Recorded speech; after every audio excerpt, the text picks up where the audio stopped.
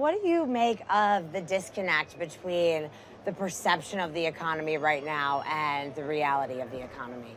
That's a really amazing one because there have been surveys, recent surveys that suggest a high percentage of individuals think the economy's in recession or that we've got a very high historical unemployment rate. And obviously that's just not the case. And I think it's the filtering in of the inflation problem that has colored a lot of people's perceptions of the state of the economy more broadly, the health of the economy more broadly. So even though the inflation problem is where the issues have been concentrated, that does filter into a broader perspective for individuals that see the erosion of their purchasing power, and they may liken that to a problem from a labor market and wages perspective. So I really think at the crux of this disconnect, seeming disconnect between how folks feel and what you actually see in the numbers on the economy, I think inflation is the connection point between that disconnect.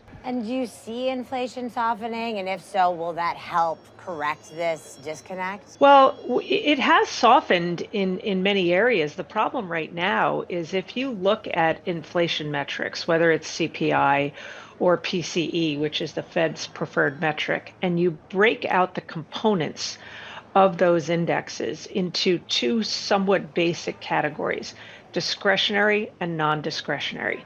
So discretionary would be the stuff that represents wants, and the non-discretionary is the stuff that represents needs.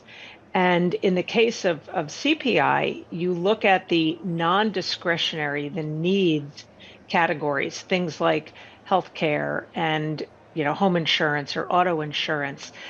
Inflation is running at somewhere in the 6% range, which is 3x the Fed's 2% target, where those discretionary categories are closer to flat territory, really no inflation anymore in those areas. And that's another reason why I think you have this filtering into weaker confidence, because the stuff we have to purchase is where the stickiness on the high side still exists. And the rub from the perspective of the Fed is if they keep policy tight and let real rates move higher, that the point of tighter monetary policy is to weaken demand in the economy. The problem is that doesn't really apply to the same degree on the non-discretionary side of things as stuff we have to purchase. I'm not sure the Fed, their wand that they can wave via what they do with short rates or the balance sheet, can have a near-term impact on things like auto insurance rates. So it is